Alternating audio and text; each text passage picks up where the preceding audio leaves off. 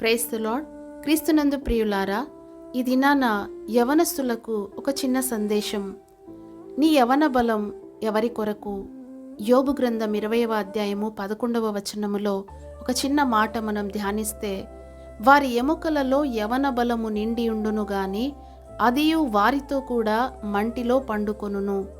యవనస్తులారా, మీకిచ్చిన యవన బలం అనవసరంగా లోక కార్యాల కొరకు ఉపయోగించి నీకు ఇష్టమైన రీతిగా సుఖభోగాలు అనుభవిస్తూ లోకంలో ఏదో సంతోషం ఉన్నదని మురిసిపోయి లోకంలో నీ జీవితాన్ని గడపక, నీ కొరకు ప్రాణం పెట్టిన నీ ప్రాణప్రియుడైన నీ యేసయ్య కొరకు నీ బలముతో ఏమి చేయాలో ఆలోచించు.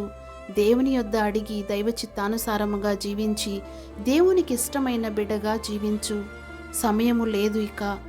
నిన్ను ప్రేమించిన వారి కొరకు నీకున్న సమస్తమును నీ బలమును సంపూర్ణముగా అప్పగించి, బలమంతా పోయాక బలహీనుడవయ్యాక, నీ ఇంటివారు నీకు దూరమయ్యాక, ఒంటిలో బలము లేకున్నప్పుడు ఆ సమయంలో నీవు దేవుని దగ్గరకు వస్తే నిన్ను ఏమని అంగీకరించాలి ఆ దేవుడు?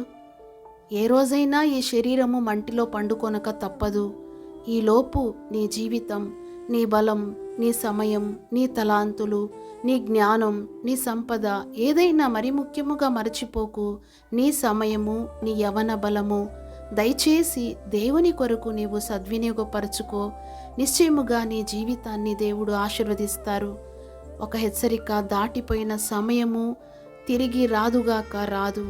నేడే త్వరపడి ప్రభు కొరకు లేచి ప్రకాశించు. అనేక మందిని దేవుని కొరకు సంపాదించు.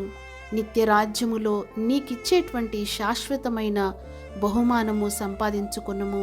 అట్టి కృప, అట్టి పరిశుద్ధత, అట్టి దైవికమైన ఆలోచన ప్రతి యవనస్తులకు దేవుడు అనుగ్రహించునుగాక.